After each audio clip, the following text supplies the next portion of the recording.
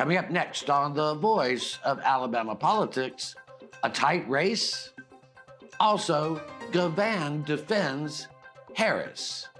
And in Alabama, women lead. You're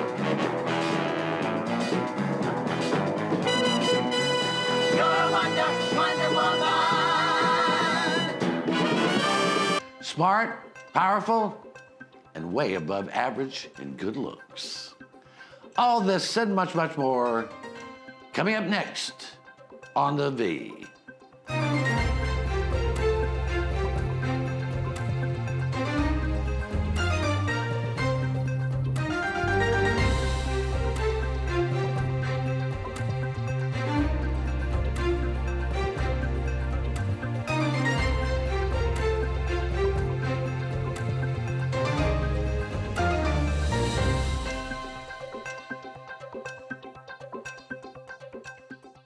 Welcome to The Voice of Alabama Politics, where we tackle the tough issues so you have the hard facts. I'm your host, Bill Britt, and as always, I'm joined by Susan Britt, research guru extraordinaire, and Josh Moon, investigative reporter and columnist at APR. Welcome. Hey, y'all. Hey, guys. You know, since Vice President Kamala Harris has been nominated to, presumptive nominee for the Democratic ticket, there have been a lot of people questioning whether a woman can win the presidency. Not just talking about a woman of color, but a woman in general. Right. And I will point to them to three things that we got going for us in Alabama. Our jewels. And they're not things, but they are three women we've got going for us in Alabama. The governor of the state is a woman. U.S. Senator of the state is a woman. One of our congressional members is a woman. And these are strong women who won their elections fair and square. Two are Republicans. One is a Democrat. So it shows me that women can win. The only reason we say women can't win is because only one has ever run. She won the popular vote, but lost the electoral vote. So it's true that they can win, right, Susan? It's absolutely true they can win. And what's even more exciting is that with these three, they actually went in. It's not so much about the politics of getting the headlines. They actually went in there and went to work on policies, infrastructures, things that are good for the people they're representing. They didn't just go in there to, play in the good old boys club. They actually went to work and they're getting things done day by day. Well, I have to say, Josh, whether you like their policies, that's one argument we can make. But I don't think you can make an argument that they are not women with ability and that they got there because of their skill. Oh, yeah. It's on one hand, I kind of hate that we have this kind of conversation sometimes because it always gets kind of reduced down as to, can a woman do the job? Well, of course a woman can do the job. It's not all that damn complicated. I mean, it's, you know what I mean? It's not the idea that only men can do it. I mean, have you met men? Yeah. I mean, come on. It's, of course women can do this job. Yeah, and it should boil down to simple policies. And, some of the attacks that Kamala Harris and other women have faced about, competency and things like that, I think are pretty unfair. Just because where they're coming from. Yeah. They're coming from a gender bias perspective, and I just think that is kind of an unfair way to look at it. Look, judge them by their policies, judge them by what they have done, just like you would a man, and let's leave the other nonsense behind. Well, and as I like to point out to folks who say, can a woman win the presidency? I said I'm sure they can. I also know that white men have lost the presidency more than anybody. Right. And I don't think that to some degree... Well, loses every year, every 4 years. Yeah. Every 4 years. To some degree, I think there is a fear among white men of women because they're afraid we can actually get in there and get the job done when they couldn't get it done. Because we're talking about these three women here in Alabama, their credentials are through the roof. Yeah. At their ability to walk into the job and know what they're doing and do it well. They're very talented, and I think they represent Alabama well in their leadership. You can disagree with what they stand for politically, but it would be hard to argued that they're not competent, and when they won election, they were very confident that they could do a great job, and the people have seen it. I mean, if you remember, Yeah, I think if you look at, for example, Kay Ivey, let's just judge Kay Ivey for a second. I mean, you don't hang around politics with success for that period of time without having Yeah. skills. Okay, I mean, a tremendous skill set, and I think that's what when you look at Kay Ivey, that's how you should judge Sure. women. Is the fact that whether you agree with her policies or not, the idea that she can't do the job is absurd at this point. Yeah. I mean, she's done the job so well that yes, when Bentley resigned, she stepped up, being in her position. But she got elected on her own twice because of the job she was doing. Right. And look, she took over from one of the most, if not the most, incompetent governors we've ever had. That's an understatement. And I think that shows her leadership. Terry Sewell is certainly well respected in the Brings House. home the bacon to Alabama every And- time. And Katie Britt is well respected Yes, she is. on in the Senate. So I say yes. Now, State Representative Wandolyn Gavan has brought up an issue that I think many are concerned about, and that is the use of vulgar, racist, misogynist language against Vice President Kamala Harris. Now, we talked a bit about that last week, and you were very passionate about it, and I agree with your passion. But she made the statement, she compared Vice President Harris's run to Katie Britt. They both in the Senate, not at the same time, both senators. Right. And she said no one would accuse Katie Britt of sleeping her way into the Senate. And that is absolutely true. Now, I think Katie Britt was judged by people. I don't know how vulgarly, because I would have punched him in the mouth, or you would have, Absolutely. or the Katie Britt's husband would have pounded him on the head. I think, though, what we saw recently at the National Association of Black Journalists, and the way that the former president couched so much of what he said in racist dog whistles, it's unbecoming of him as a former president, and it's certainly unbecoming of someone who wants to be the leader of the world, trying to denigrate someone because they're biracial. Right. And he did that now. While I love Wandolyn to death, and I agree with her completely, I do, however, take issue with if you were to put Katie Britt on the presidential level, she would catch a whole lot of heat for being a woman. Yeah. Now, Kamala Harris has it twice as bad because she's a woman of color. But anytime you get a woman up there too close, they're going to start with these racial slurs with the sexist slurs. But bless Kamala, she's got it twice as bad. And it just made it worse with, where Trump did that on the national scene, showing, misogynistic views and sexist views. Josh, we got about 30 seconds. What do you think?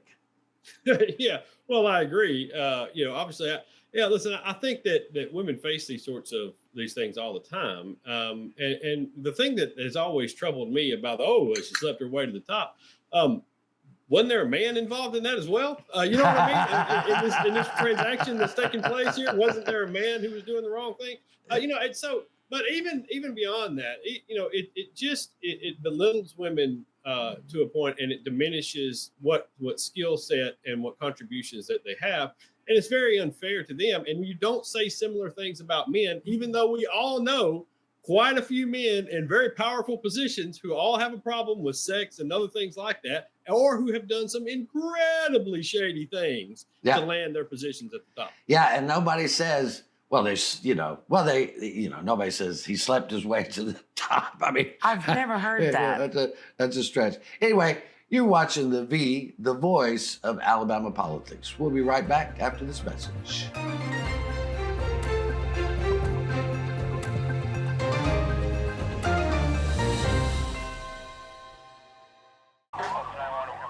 My personal biggest pet peeve is kids who are not properly restrained, whether that be in a booster seat, a car seat, or even a simple seatbelt. Kids, they become projectiles, and it's terrifying. It absolutely breaks my heart to know that something so innocent could be punished so severely. Your children rely on you to be that person that says, no, you need to put your seatbelt on. Your home is your most valuable asset.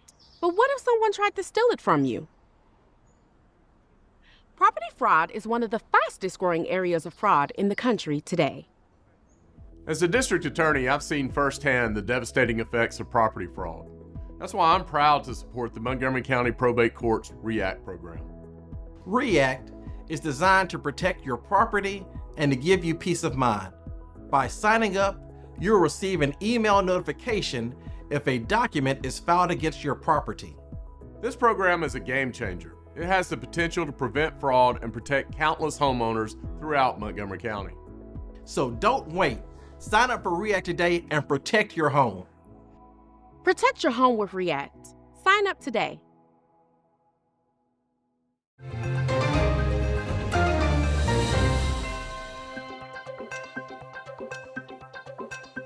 Welcome back to the voice of Alabama politics.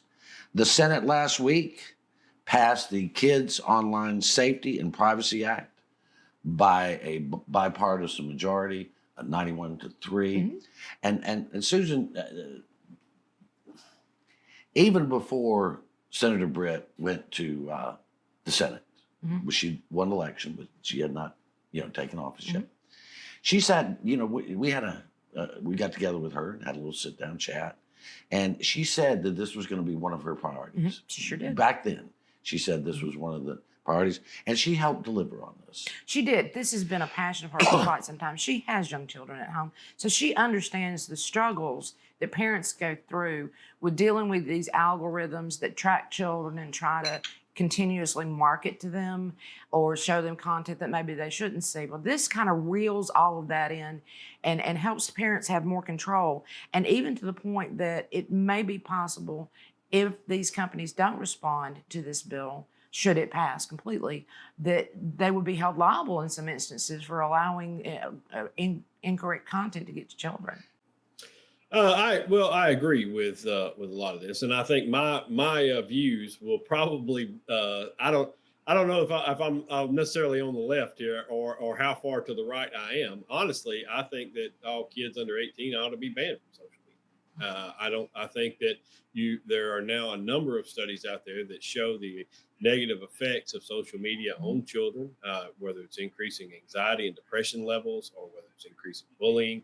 And as a dad, you're right with a young one, and who knows a lot of young people around. I fail to see a correlation of an upside to having the social media access to them. Yeah. It's not like there's some grand upside to them in development that comes from social media. And so, I mean, listen, I'm perfectly willing to listen to arguments from the other side, but the negatives are such that I just can't see why we have kids on these platforms. I don't understand why they have access to them. And I would be all for this bill and for actually tougher measures. I've even watched adults that I'm around, in situations that I'm in that are experiencing anxiety and, overwhelming pressure just because they're on a social media platform. I was talking to somebody the other day that said, I had family coming in, and if I didn't, they were going to be on Facebook, and if I didn't like, the pictures that I was in, or if I didn't post pictures, I would feel tremendous pressure from them. So I just got out of social media altogether. And this is a grown adult. Yeah, well, I mean, I think that this social media has been the greatest tragedy of the internet age, because it is such a source of disinformation. It causes young people to envy other young people. It causes all kinds of discourse that has hardened the nation. I mean, people will get on there and say things to other people that you would never have said in a million years. Under an assumed name as well. Yeah, well, that's what I'm saying. Exactly. They say these things, but they would never say these in person because they get, as Mike Tyson said, they get the face punched out. Yeah. But it's allowed this culture to flourish. Yet there's been a culture of hate bubbling beneath the surface, but this allows them to find each other and to foment hate even more. I can't see where it's done us any good, Josh. Maybe you can. I can't think of anything. I'm with you. No, I think that you're absolutely right. It's done. Listen, there are some good aspects of this. Facebook in its initial forms and the way people initially used Facebook to connect and to share things, it was a good thing. And Twitter or X or whatever it is, Yeah. the disinformation side of the billionaire. Now it was, originally this information sharing service, and if people use it in that way, then I think there are some good things that come from it. But you're absolutely right. It's become such a cesspool of misinformation at this point, and they have used algorithms, and they have learned how to manipulate people through those algorithms and through what you see and what you get, to the point now that it's really troublesome the way it affects the populace. It really is. And it's not just a Democrat Republican thing, it's a health thing. Okay? It is. It is absolutely having a negative effect on people's health. And I've cut way back on what I used to do. I'm very rarely on X/Twitter anymore. And I try to just post pictures of my daughter and reprint the columns that we run in APR, and that's about all I do now on Facebook. And but this argument right here is why it's even more important. And Katie understood that going into office before she ever got there, that this is something that is paramount importance about our children and parental controls. Well, it has to do with the formative years, and what these years are the most important to defining who they're going to be as adults. And it's very important that they have proper information. And look, I know I talked to several young people who are now in their 20s and early, almost 30, and said that they were so adversely affected because they would look and it looked like all their friends were having so much more fun, or not friends, but peers were having so much more fun and enjoying their lives and had the perfect family. And then one of them came to me and said the other day, this friend of mine that I was friends with on social media, her husband committed suicide. And I went back and looked at all of her pictures. And Josh, they looked like the perfect couple and they were so happy together. Yeah, well, it's a false reality, okay? And that's what it's made for, is a false reality. Nobody's going to post, sad photos or, talk about their troubles that they had today getting the kids, from school, or, that one of the kids got suspended and their husband was out too late drinking at the bar or whatever. Nobody's going to post that. You're going to post a happy family photo. And that's what I'm saying. It perpetuates this false reality of people. It applies pressure that should not be there, especially for young people, that are already dealing with pressure. I'm going to sound like the biggest Republican in the world right now, but get your kids outside, make them play some sports, make them play some things outside, get them involved in art camps, get them involved in things where they get out of the house and see real people every day, get them into groups of peers that they can actually see and talk to every single day, and do those sorts of things with them, and get them the hell away from this. Absolutely. I would say amen to that. I would say absolutely. All right. You're watching the voice of Alabama politics. We'll be right back.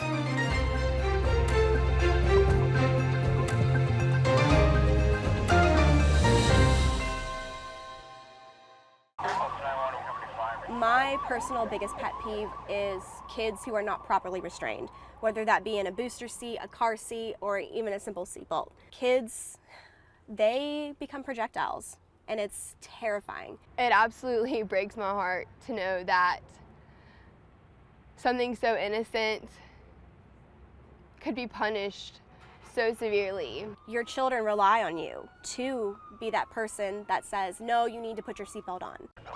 125, 620. As a paramedic, you wouldn't believe the things that we've seen. I've seen all types of horrible things. We're there basically picking up the pieces from your worst day. Everyone is just driving and not paying attention. We all have the same goal. All of us want to go home alive and safe and harm nobody else in the process. Slow down. Be careful. Care about the other people on the road. Don't be the reason that someone else doesn't go home tonight.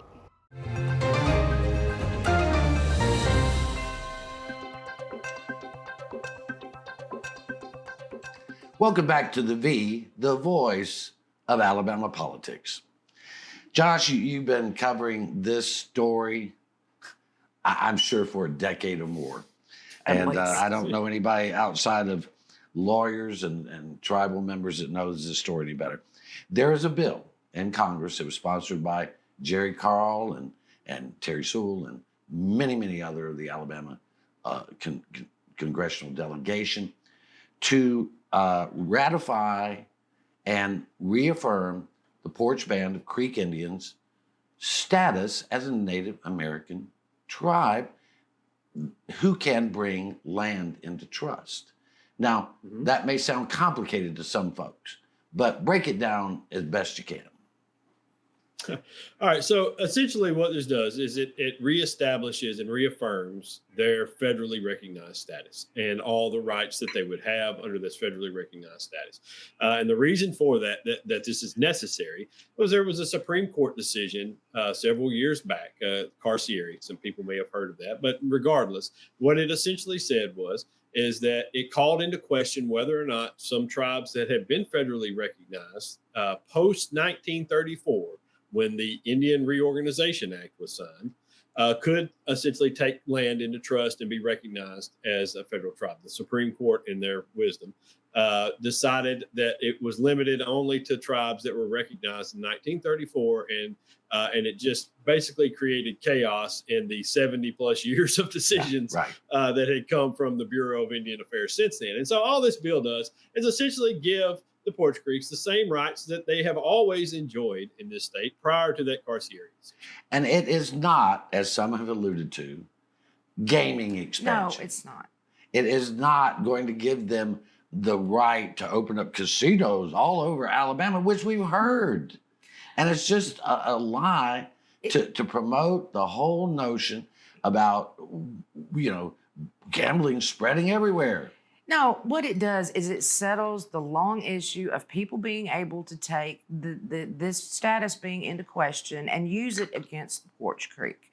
They cannot, as a recognized tribe, by federal law, they can only do in gambling what is legal for the state of Alabama to do. They cannot expand beyond that without the state expanding their own gaming regulations. Right. So this is not them going for a land grab. This is not them trying to expand gaming. This is just simply that, we finally get the federal government to say, hey, the Poarch Band of Creek Indians are recognized as every other Indian tribe in the nation, or Native American tribe in the nation. And one of the things, Josh, we know from covering this issue is that there were law enforcement, there were people and lawmakers, there were people in the AG's office that tried to use this Carcieri ruling to shut them down. Yeah.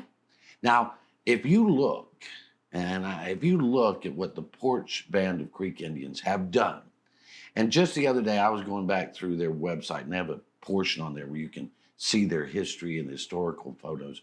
And you look at the rampant poverty, the generational poverty that these individuals were experiencing, primarily because of their Native American heritage. And you look at where they are today, and you ought to go, man, we ought to thank God they have this so that they could pull themselves out of poverty, offer their children a better tomorrow, and build something that's frankly spectacular. Now, not only that, but we've been friends with Twy for a while and seen what they've done in the communities around them, both in Wetumpka and at Atmore. They have built fire stations.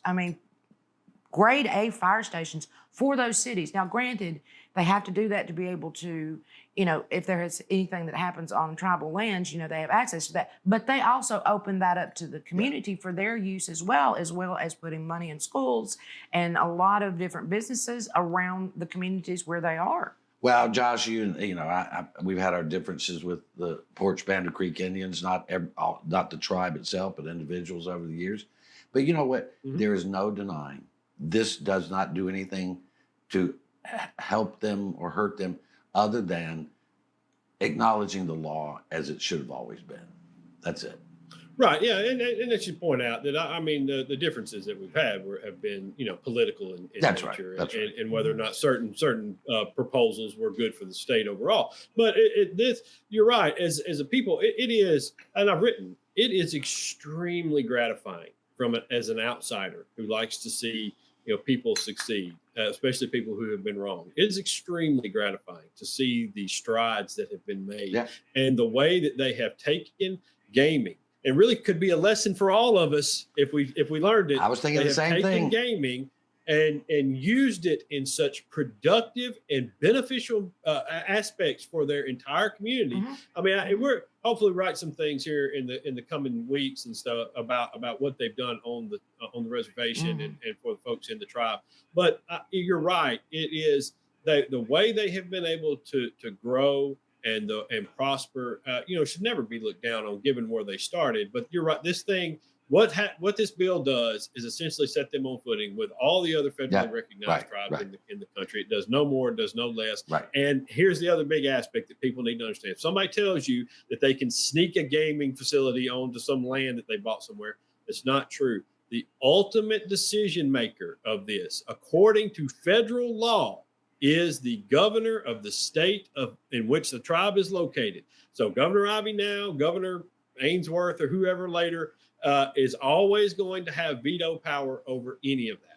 Well, we got only about a minute. I want to get to a poll that came out, and the folks that did this poll, I have nothing against them, but it's like a politician told me one time. He said, I went to a pollster and they said, yeah, I'll give you a $2,000 or $10,000 poll. And he said, well, what's the difference? He said, well, in the $10,000 poll, you're winning. So this poll said that Ms. Dobson, who is running in the 2nd Congressional District, Caroline Dobson, is sneaking up on Shamari Figures and is about to beat him. You believe that? No, I don't. He's got Shamari Figures at 37%, Caroline Dobbs at 33.86%. I find that those numbers a little hard. I mean, Shamari Figures has a big name recognition in that area, and especially his mother, Vivian, does, who is a friend of mine, by the way. And I just don't, I think this is one of those, we're getting a little too close to the election to trust the polls that we're getting out there. Josh, we got 30 seconds. Sounds like a $10,000 poll. Yeah, I don't think I need the whole 30. I think when Kamala Harris landed at the top of the ticket, Caroline Dobson started making other plans. All right, that was a wrap. Yeah, I think that's right. That energized the Democratic base, and especially in that area where that district has been redrawn, there's a whole new enthusiasm. There's a whole lot of people now that are excited to get out and vote, and they're going to vote for Shamari Figures, and rightfully so. Yeah. All right, we're going to vote. Exciting! We got so much excitement in this race. I'm so glad. It's a race. It's a race. It's actually a race. That's the thing. All right, you've been watching the voice of Alabama politics. You watch us because we watch them.